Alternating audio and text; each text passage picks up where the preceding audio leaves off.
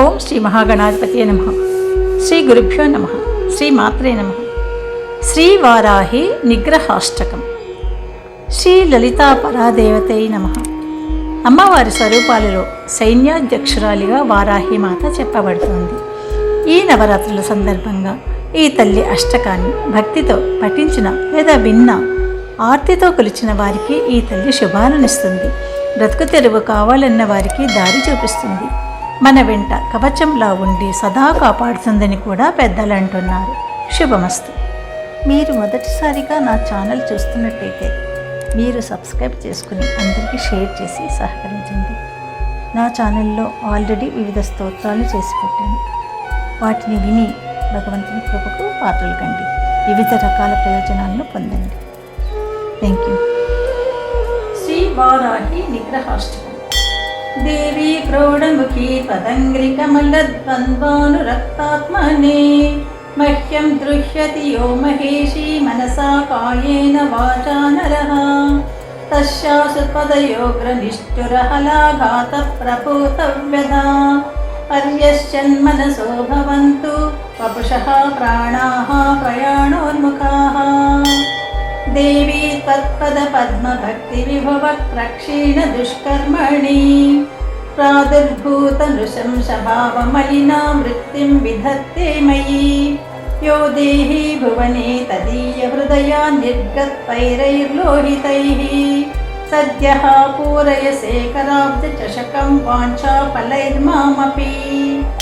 చండోత్తుండ విదీర్ణ దంష్ట హృదయత్ ప్రోద్భిన్న రక్తచ్చటా హాలాపానమదాట్టహాసనినదాటోపప్రతాపోత్కటం మాతర్మః పరిపందినామభృతైః ప్రాణైస్త్వదంగ్రిద్వయం ధ్యానోద్దామరవైర్భవోదయవశాన్ సంతర్పయామి క్షణాత్.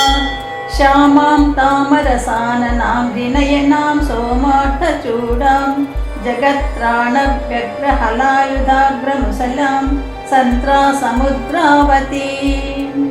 ఏ త్వాం రక్తకపాలినీం హరవరారోహే వరాహాననాం భావైః సందధతే కథం క్షణమపి ప్రాణంతి తేషాం విషః.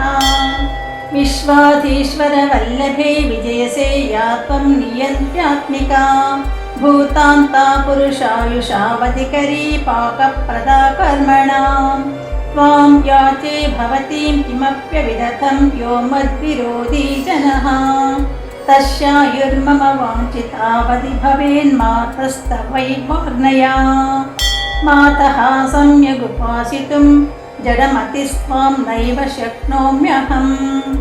యద్యప్యన్వితదైసికాంఘ్రికమలానుక్రోశపాత్రస్య మే జంతుః కశ్చన చింతయత్యకుశలం యస్తస్య తద్వైససం.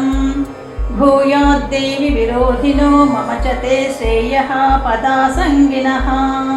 వారాహి వ్యధమానమానసగలత్సౌఖ్యం తదాశాబలిం సీదంతం యమప్రాకృతాధ్యవసితం ప్రాప్తాఖిలోత్పాదితం. క్రందద్బంధుజనైః కలంకితతులం కంఠవ్రణోద్యత్కృమీ పశ్యామి ప్రతిపక్షమాసు పతితం భ్రాంతం లుఠంతం ముహుః.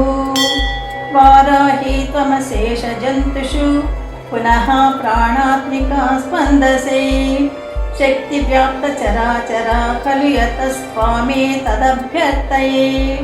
త్వత్పాదాంబుజసంగినో మమ సకృత్పాపం చికీర్షन्ति ये తేషాం మా కురు శంకర ప్రియతమే దేహాంతరావస్థితం. ఇది శ్రీవారాహి నిగ్రహాష్టకం. యదక్షరపదభ్రష్టం మాత్రాహీనం తు యద్భవేత్ తత్సర్వం క్షమ్యతాం దేవీ నారాయణి నమోస్తుతే. సర్వం శ్రీ శివార్పణమస్తు.